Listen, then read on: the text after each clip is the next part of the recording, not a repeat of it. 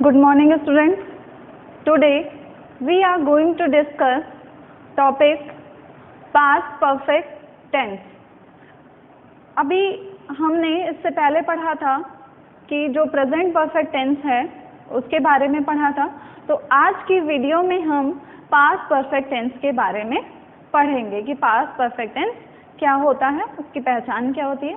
तो यहाँ सब बोर्ड पे मैंने नोट कर दिया है, तो आइए हम स्टार्ट करते हैं। पास्ट परफेक्ट टेंस की पहचान होती है चुका था, चुकी थी, चुके थे, या था, ई थी और ए थे। यानी जो हमारा सेंटेंस होगा उस सेंटेंस के लास्ट में ये वर्ड्स आते हैं, ठीक है।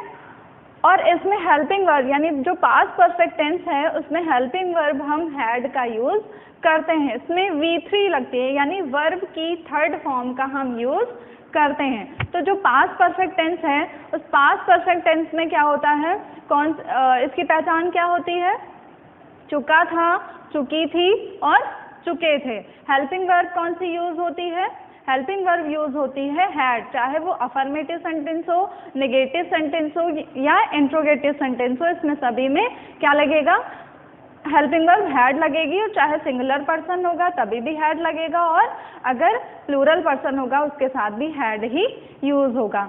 और इसमें वर्ब की कौन सी फॉर्म यूज़ होगी, थर्ड फॉर्म यूज़ होगी। तो ये स्पेशली ध्यान देना होता है हमें कि कौन से टेंस की पहचान क्या होती है, उसमें हेल्पिंग वर्ब और वर्ब कौन यूज़ होगी।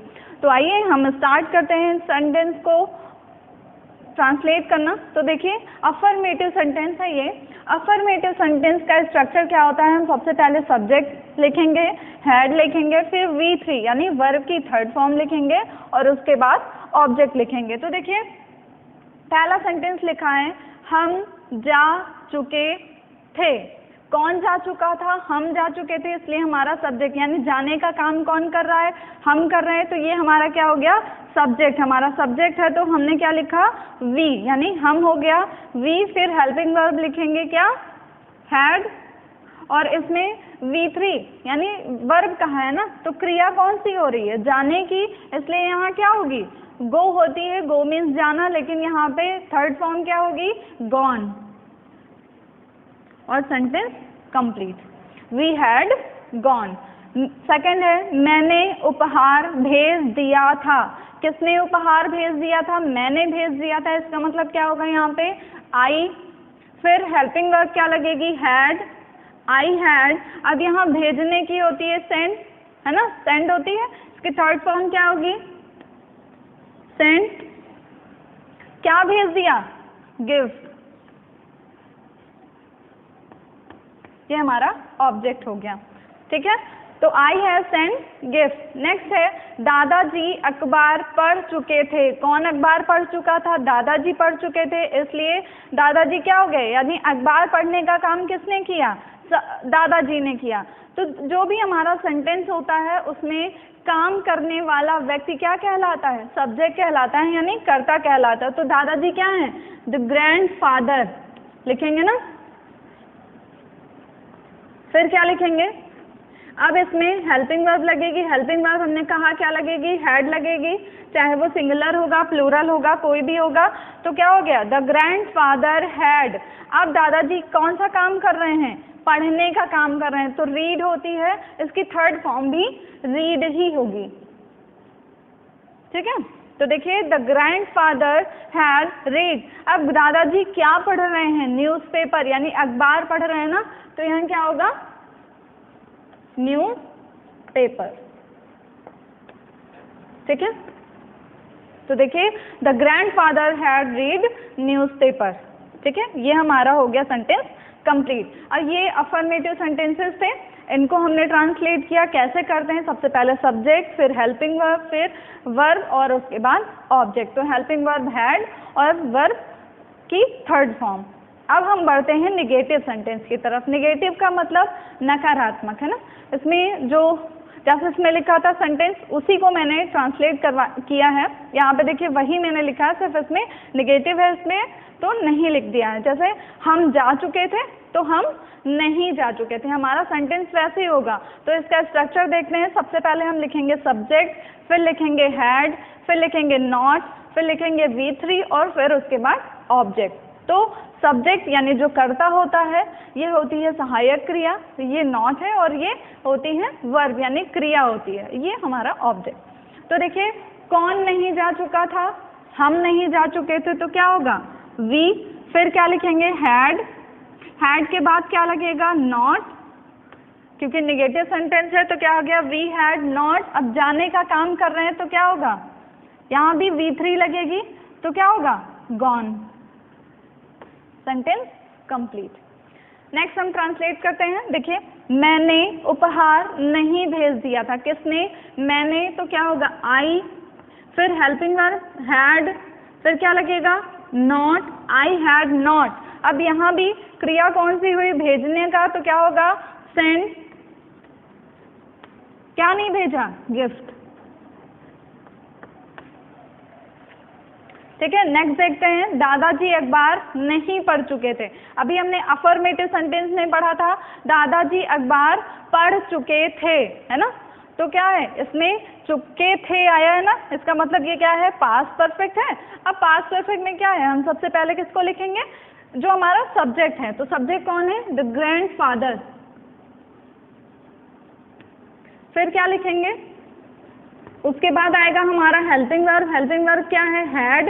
अब यहाँ पे क्या लगेगा, हैड के बाद नॉट लगेगा क्योंकि नहीं है, तो द ग्रैंडफादर हैड नॉट। अब क्या लिखेंगे हम, पढ़ना है ना, दादाजी क्या नहीं कर चुके, रीड। फिर उसके बाद ऑब्जेक्ट इसमें क्या है, क्या नहीं पढ़ चुके, तो क्या होगा न्यूज़पेपर। तो देखिए अफर्मेटिव सेंटेंस और निगेटिव सेंटेंस, देखिए चेंजेस सिर्फ इतने से आए हैं, हेल्पिंग वर्ब के बाद यहाँ पे नॉट ऐड कर दिया गया है, तो ये हो गया हमारा निगेटिव सेंटेंस। आई थिंक आपको ये अफर्मेटिव और निगेटिव समझ में आए होंगे।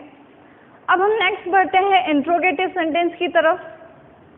तो सबसे पहले हम इसका स्ट्रक्चर देखते हैं, फिर हम इसको ट्रांसलेट करेंगे। तो देखिए स्ट्रक्चर क्या है इसका, सबसे पहले आएगा क्वेश्चन वर्ड, फिर आएगा हैड, फिर सब्जेक्ट, फिर V3 और ऑब्जेक्ट। ठीक है, तो देखिए लास्ट में क्वेश्चन मार्क। तो लिखा है क्या हम जा चुके थे।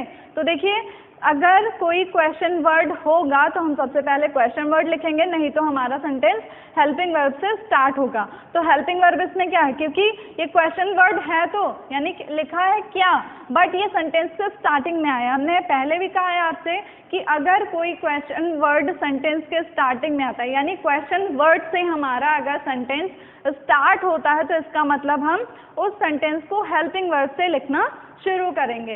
बट अगर कोई क्वेश्चन वर्ड यानी क्या से कोई भी क्या से सेंटेंस हमारा स्टार्ट नहीं हुआ होगा और वो क्वेश्चन वर्ड सेंटेंस के बीच में आएगा, तो सबसे पहले हम उस क्वेश्चन वर्ड को लिखेंगे, फिर हेल्पिंग वर्ब को लिखेंगे, फिर सब्जेक्ट लिखेंगे और उसके बाद वर्ब और ऑब्जेक्ट लिखेंगे। तो देखिए यहाँ पे जो हमारा सेंटेंस है वो क्या से शुरू हुआ है और क्या से शुरू हुआ है, इसलिए हम इसको कहाँ से स्टार्ट करेंगे, जो हमारी हेल्पिंग वर्ब होगी। तो देखिए क्या हम जा चुके थे, है ना, हम जा चुके थे, ये हमने यहाँ पे ट्रांसलेट किया था we had gone। तो अब क्या होगा, हमने कहा क्या हम जा चुके हैं, तो हमारी हेल्पिंग वर्ब, इसमें हमारा सब्जेक्ट क्या है, हम है ना, तो हम के अकॉर्डिंग हम क्या लगाएंगे, यहाँ पे हेल्पिंग वर्ब लगाएंगे। तो वैसे भी जो पास्ट परफेक्ट टेंस है उसमें helping verb had he use करती है, चाहे वो सिंगुलर हो या प्लूरल हो। तो हेल्पिंग वर्ब इसमें हमने क्या लिखा, हैड। अब हम क्या करेंगे, हेल्पिंग वर्ब हमारी हो गई, अब हमारा सब्जेक्ट, सब्जेक्ट कौन है, वी। अब क्या लिखेंगे, वर्ब। तो वर्ब इसमें कौन सा काम हो रहा है, जाने का, तो क्या होगी गॉन और क्वेश्चन मार्क। अगर होता क्या हम घर जा चुके थे, तब हो जाता यहाँ पे वो हमारा घर जो हो जाता वो क्या ऑब्जेक्ट हो जाता, तो क्या होता हैड वी गॉन होम। लेकिन यहाँ पे ऐसा कुछ नहीं है, इसलिए हमारा सेंटेंस यहाँ गॉन पे फिनिश हो गया। अब नेक्स्ट नेक्स्ट सेंटेंस है मैंने कब उपहार भेज दिया था, है ना। तो देखिए क्वेश्चन वर्ड जो है वो सेंटेंस के बीच में आया है, इसलिए सबसे पहले हम क्या करेंगे, उसको लिखेंगे। तो कब यानी व्हेन, फिर क्या लिखेंगे हम, हेल्पिंग वर्ब हमारी हैड, फिर सब्जेक्ट हमारा कौन है, आई, भेजने की क्या होगी, कौन सी क्रिया हुई भेजने की, तो क्या होगा, सेंड, है ना। अब क्या लिखेंगे, व्हेन हैड आई सेंड, क्या भेज दिया, गिफ्ट